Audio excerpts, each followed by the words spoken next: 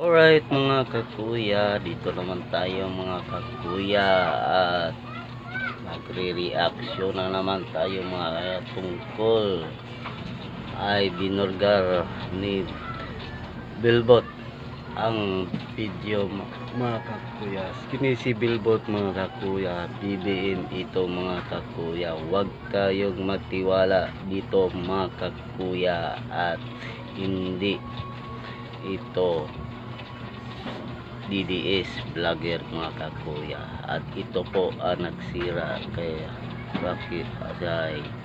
Harry Roque mga kuya, no? At nila ni mga DDS dyan mga kakuya, at panoorin natin ang video ito mga kakuya.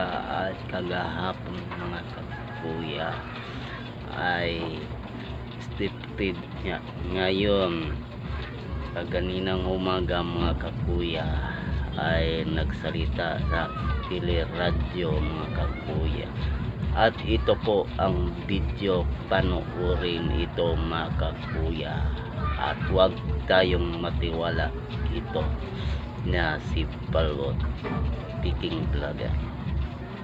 Miss Bebos, magandang umaga. Morning, Miss Bebos. Robert. Good morning po sa inyo. Ay, napaka-happy. Kayo po ba gaano nakatagal nagbablog? Since 2013, yung nagsimula yung Balikbayan Box. Oh. Sa mga costumes. So, ano? Laglag bala. Opo, ano pong mga kalimitang content ninyo? More on politics. More on politics. So, malaki na kinita nyo? Wala namang revenue sa YouTube dati. Wala yung mga nauna, wala pang Talaga? revenue pala yun. Wala, sabi nga nila, kung daw nagtuloy-tuloy ako ng YouTube ko, isa na ako sa pinakamayamang YouTuber. Oo nga, saka sana nililibre mo kami, ano. Oo, dahil mag-birthday pa yata si Robert. Ay, thank you. Friday daw. Anyway, kahapon po sa inyong pagharap sa pagdinig ng House of Representatives, ang sabi ho nung ilan bakit ho nag-iba yata ang tono ng Bebos sa kanyang content kaugnay ng Pulveron video? Hindi po sa nag-iba yung tono ko. Dati po kasi akong naging kritiko ni BBM, pero BBM vlogger po talaga ako, original, nung election. Opo. Ngayon, medyo nag-iba yung tono ko kay BBM kasi hindi ko nagustuhan yung mga ginagawa ng mga cabinet members, yung trabaho, walang nangyayari, nagmahal yung sibuyas, maraming mga ganong eksena which is totoo naman yung sinasabi ko. So, kinriticize ko. Then, syempre, kapag kinriticize mo, antay ka na. Ayun. So, kumbaga, dati-rate, ang mga content po ninyo, since kayo po ikanyi BBM vlogger, karamihan sa mga content po ninyo ay pabor sa Pangulong Bongbong Marcos, and then nagbago kayo ng, kumbaga, ng point of view, ng posisyon sa inyong mga vlog. Yes po. Nung nakikita ko na yung takbo ng administrasyon, sabi ko, parang medyo may mali. Pero ngayon, kasi ako po yung klase ng vlogger na kahit sinusuportahan kita, kapag nakita kong may mali dun sa tao, sa paligid mo, mapatikusin kita. Ayun. pero ngayon, Miss Pebbles, saan ka nakapanig ngayon? Kay BBM. Ngayon kahapon, diretso ko na, Miss Pebbles, kahapon kasi binabanggit na kayo po nanggaling po sa inyo. Totoo po ba? Paulit ko nga sa inyo, kanino ba nanggaling talaga yung video ng Pulveron na yun? Kay Harry. Paano niyo po nasabi? Kasi nung time na nag-dinner kami sa Hong Kong, sinabi niya na meron siyang picture, yung screenshot ng video, na hawak niya na. And then, nag-usap-usap doon kung saan ilalabas, kung sino maglalabas, kailangan international vlogger daw yung maglalabas, ganyan.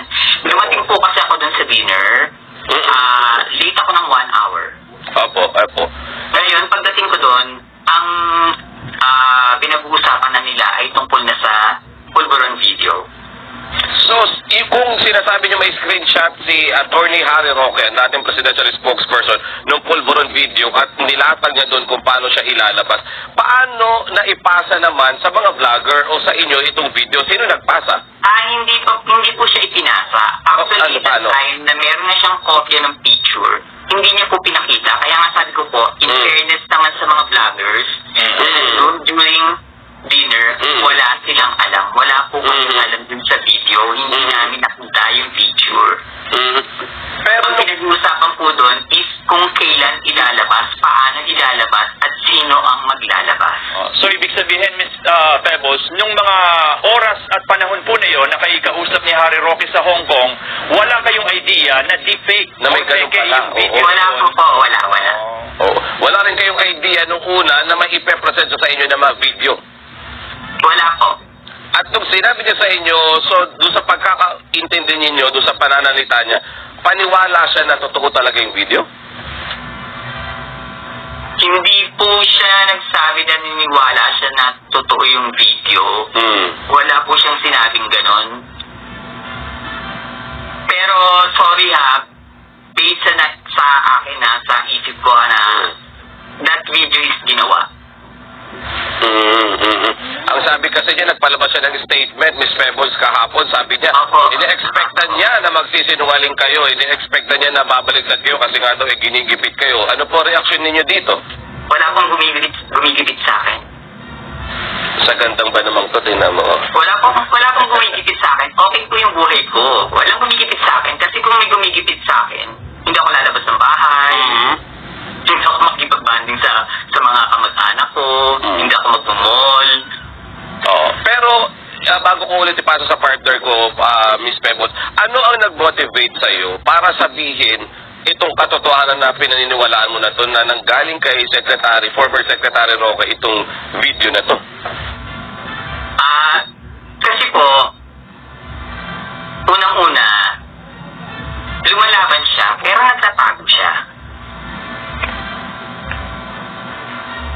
Ngayon, kung gusto mong lumaban, umuwi ka dito sa Pilipinas. And naisip ko na rin po, bilang pagbalik ko kay BBM, na para matigil yung lagi ko nababasa yung bangag, adik, di ba, bangag yung presidente nyo. Sabi ko, it's time na basagin ko na yung issue tungkol dyan. So, naisip ko na meron naman TRICOM na pwedeng tumulong sa akin kung paano ko siya ilalabas or sasabihin yung katotohanan. Kaya hindi po scripted yung TRICOM. Ako po yung kumontak sa kanila kung paano ako lalabas para magsalita. So, bukod ho dun sa napag-usapan ninyo sa Hong Kong during your dinner with Harry Roque, na ilalabas ng dapat ay mga international vloggers, ano pa instruction, ano ba ang goal ng pagpapalabas po ng video na yun, nung time po na yun? Para pabagsakin si BBM, ang presidente. Para sirahan pa ang presidente, yun na po yung main goal nila. Sinabi sa inyo ni Harry Roque na gano'n, o... Hindi po, kasi bakit kayo magpapalabas ng isang taking video kung wala kayong goal? And ano nangyari ng mga sumunod? Kailan ninyo nalaman halimbawa na deepfake lang pala yung video at nung nalaman ninyo, anong naging initial na decision and reaction po ninyo? Secretary. Yes po. And then, moving forward, Miss Pebbles, ano ngayon yung direction ninyo na pag-vlog ninyo after this incident? Focus pa rin po ako sa mga projects ng presidente, sa ginagawa ng admin ngayon, at nakikita ko naman na gumagalaw ngayon sila, gumagalaw ang presidente, tumutulong ang first lady, lalo na yung Love for All